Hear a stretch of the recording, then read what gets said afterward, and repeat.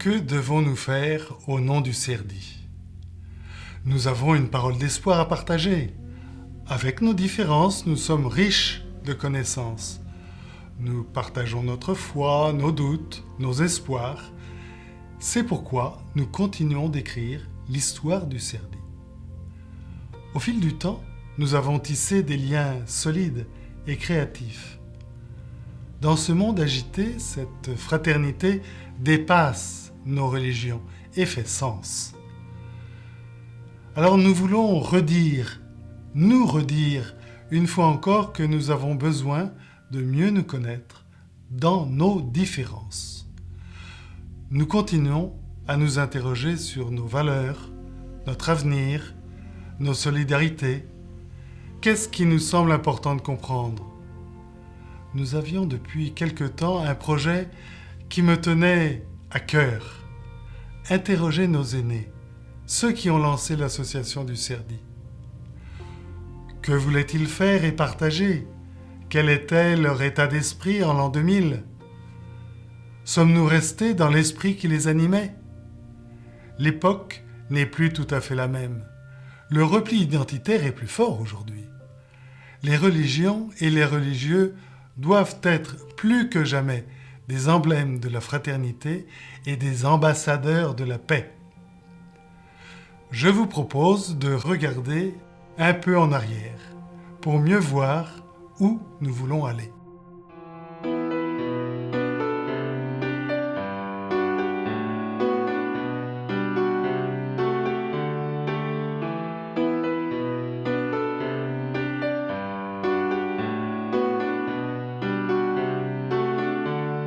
Je m'appelle Pierre Lazarus, je suis citoyen de la République française, de confession juive, et j'ai fait partie de l'équipe qui a fondé ce qui est devenu le CERDI au début des années 2000. Jean Gabel.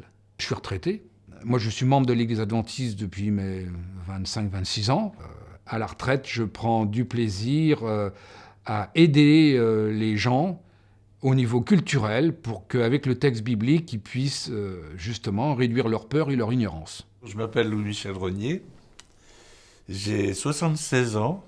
Dans mon passé, j'ai été enseignant à la fac de théologie, j'en ai été aussi doyen. Et donc c'est dans ce cadre-là que je me suis retrouvé avec d'autres amis d'autres religions à fonder le CERDI. Je suis Anis Limami, j'ai 58 ans, je suis né à Casablanca, au Maroc. Dans la vie civile, je suis professeur à l'université, à la faculté des sciences, je suis chercheur en sciences du végétal, je suis membre du CERDI.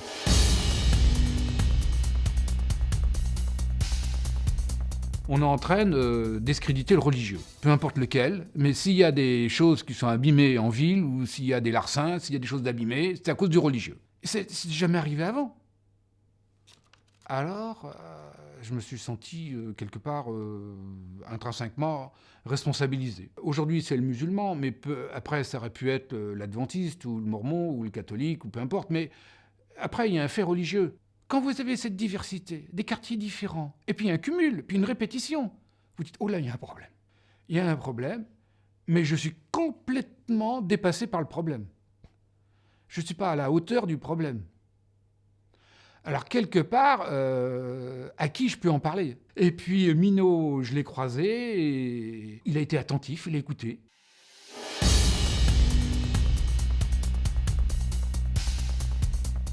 À l'occasion d'une fête juive, nous avions invité d'autres personnes religieuses d'autres religions et était venu un pasteur protestant de l'Église réformée qui, à la fin du service religieux, m'a dit « Dites donc, monsieur Lazarus, on est en train de penser à faire un petit groupe pour voir si on pourrait monter des opérations interreligieuses. » Ça faisait un moment que je me disais qu'il faudrait faire quelque chose sur la fac pour mettre en valeur le dialogue interreligieux. Je me suis dit, il y a quelque chose à faire. Je n'ai pas eu cette attitude que certains ont eu ou ont pu avoir et avec lesquels j'ai eu à parler, qui étaient oh, ça n'avance à rien, chacun restera sur ses positions. Ça supposait que de dégager la suprématie catholique, donc de faire quelque chose qui ne soit pas de l'ordre de la faculté de théologie. Ses amis m'ont dit, en gros, ils me voyaient tout à fait désigné pour faire partie de cette entreprise. Et donc c'est comme ça que j'ai fait connaissance au tout début de Louis Michel et Pierre en particulier. Et puis j'ai participé aux discussions, l'élaboration des statuts, jusqu'au dépôt finalement du statut de l'association, puisque le CERDI est une association.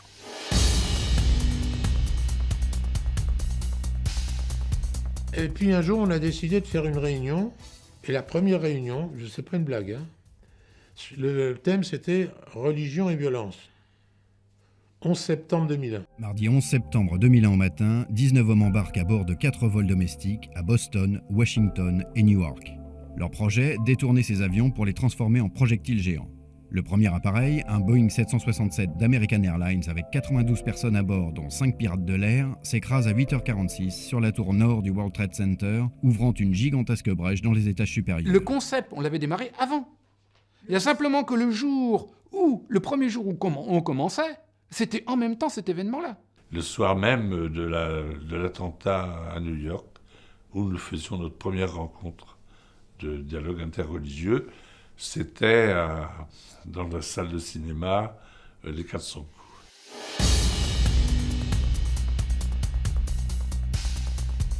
Ces expériences au début étaient d'abord de se réunir une fois par mois sur un thème de société avec l'angle religieux. Au point de départ, c'était quand même des conférences où on essayait qu'il y ait une personne de chaque religion. Avec ce thème, t'es juif, tu parles du judaïsme, t'es musulman, tu parles de l'islam, et t'es chrétien, selon les branches, tu parles du christianisme, des évangiles, ou même du judaïsme, mais tu parles pas en tant que juif, là, tu parles en tant que chrétien. Bon.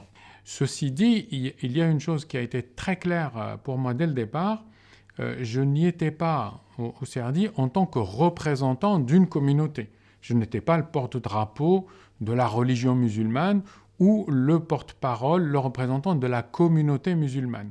C'est-à-dire que j'y étais en tant qu'une personne, un citoyen français, un membre d'abord de la grande communauté qui est celle de la France, ensuite qui a la particularité d'être d'une culture musulmane.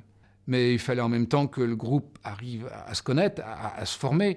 Et Minot a devancé ça. Il a demandé à sa jeunesse, et lui-même s'est gêné pour ça. Et ils se sont beaucoup impliqués la première année. Puis après, ils nous ont laissé nous accomplir, nous réaliser. On a tous eu cette réflexion, cette attitude. C'est que de rencontrer les autres, on découvre, mais en même temps, on s'enrichit soi-même. On a réussi à avoir des locaux qui étaient gérés par une tradition catholique, et Dieu sait s'il y en a arrangé, qui nous faisait des loyers ridiculement bas que nous pouvions assumer, en particulier au Bon Pasteur. Et donc, les religieuses ont eu du plaisir à nous offrir un local, c'était notre premier bureau, au 5 rue Brault. Le CERDI, de mémoire, ça a été 3 ou 4 ans après, parce qu'on a mis du temps à faire nos statuts, bon...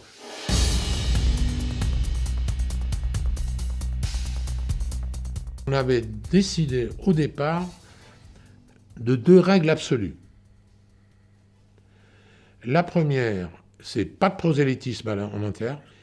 Et la deuxième chose, c'était que nous représentions nous-mêmes, mais pas les structures organisées. Le CERDI est un moyen, est une instance dans laquelle tu peux justement exercer cette activité d'échange, de dialogue et aussi d'action. Je crois profondément que ce qui nous a aidés, c'est l'amitié progressive qui ne s'est jamais départie. Et surtout, ne te soucie pas du côté, on va dire, religieux. Tu ne seras pas embrigadé. On n'y est pas au CERDI pour embrigader les gens. On n'y est pas pour convaincre l'autre. Moi-même, je le témoigne et je le dis en tant que musulman, je l'ai toujours dit vis-à-vis des collègues du CERDI, des gens qui venaient occasionnellement ou vis-à-vis des membres de la communauté musulmane, Je disais, je n'y suis pas en tant que, entre guillemets, imam, porteur d'une parole religieuse.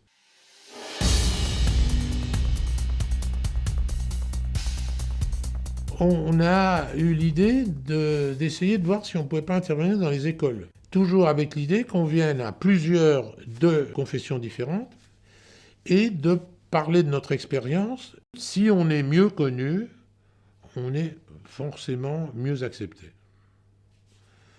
Et c'est comme ça qu'on s'est ouvert des portes. Le CERDI a été reconnu implicitement comme le groupe qui pouvait aider à une avancée institutionnelle, au moins pour les cathos, sur le dialogue interreligieux. Moi, j'ai vu assez vite qu'avec Pierre Lazarus, on pouvait avoir un rapport avec les journalistes et rencontrer les journalistes qui étaient spécialisés pour le contact avec les responsables religieux. Et on a essayé de mettre la presse dans le coup, et on a pas mal réussi. Pierre Lazarus avait le feeling pour contacter les journalistes spécialisés pour notre domaine. Au fur et à mesure des années, on a ressenti une certaine reconnaissance. Les pouvoirs publics, ceux à qui on a affaire, voient très bien que nous sommes au CERDI, au service de la paix. Et ça balaye, on va dire, toute la palette des couleurs politiques. Mais en tout cas, d'emblée, quand on est venu nous voir, on nous a reconnus d'utilité publique.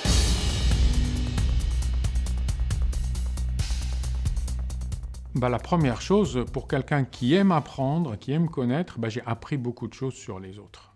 Et je crois que ça, c'est extrêmement précieux. Mieux se connaître et montrer qu'on pouvait être de religions différentes et parfaitement s'entendre et avoir des points communs d'action et de réflexion. Et voir qu'il y a possibilité que chacun soit dans ses convictions et que ça soit un dialogue fraternel et un dialogue intelligent.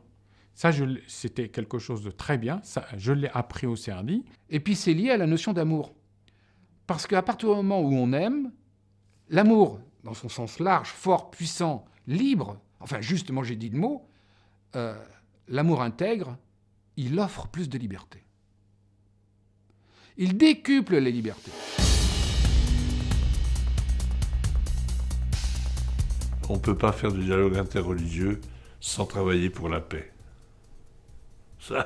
Ça va de soi. Ça n'est pas un objectif prononcé au début, mais c'est un objectif nécessaire. Ou bien vous dites les autres sont des imbéciles, faut qu'ils viennent à vous, ou bien vous vous dites s'ils pensent différemment, ils ont peut-être des raisons de le faire. On a besoin de tolérance, on a besoin d'une écoute qui ne s'enferme pas sur elle-même, pour pouvoir accueillir la parole de l'autre. Je crois qu'il y a une volonté d'ouverture. La religion, c'est pas la violence. Le vivre ensemble, hors tarte à la crème, c'est quelque chose, et les gens sont animés par des sentiments religieux qui doivent les rapprocher et non pas les opposer. Mais en même temps, il y a de l'intégrisme qui monte, partout. Je suis optimiste, et il faut se battre pour être optimiste et obtenir que le monde religieux ne soit pas la cause ou l'une des causes de la violence. Et en particulier de ne pas mélanger politique et religion. Moi, je pense qu'il y a absolument nécessité de faire jouer le religieux et le culturel. On a quand même vécu longtemps en disant les protestants c'est des hérétiques, faut les ramener à nous. Et on a dit la même chose pour faut convertir les juifs, quoi. Hein. Faut convertir les musulmans. Ma compréhension du mystère de la Pentecôte, c'est pas ça, quoi. Ils se comprenaient en parlant plusieurs langues, quoi. Le CERDI, il a cette mission-là de faire jouer les deux pôles, quoi. Hein. Tu ne peux pas parler, tu ne peux pas avoir une parole qui dise quelque chose du lien à Dieu si tu ne l'inscris pas dans ta recherche sociale, si tu ne Ça veut dire donc une recherche de respect de l'autre, une recherche de... Et tu n'as pas honte de dire que tu crois, comme tu acceptes que d'autres ne croient pas. Voilà.